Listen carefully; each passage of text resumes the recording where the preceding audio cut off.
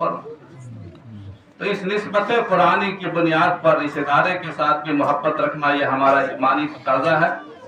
اور جب قرآن کے نام پر ہمیں بلایا جائے، جب حضور کے نام پر ہمیں بلایا جائے اور ہم اپنے گھروں میں بیٹھے رہیں، ایسی مجلسوں کا احترام نہ کریں،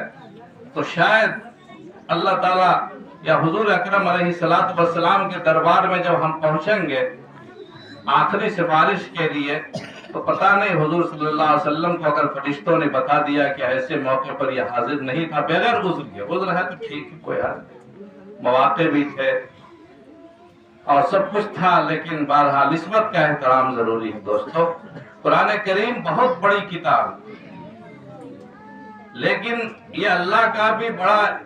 یعنی اللہ کا کرم دیکھیے اور اللہ کی قدرت دیکھیے اور قرآن کریم کا اعجاز دیکھیے کہ یہ سب سے بڑی کتاب ہے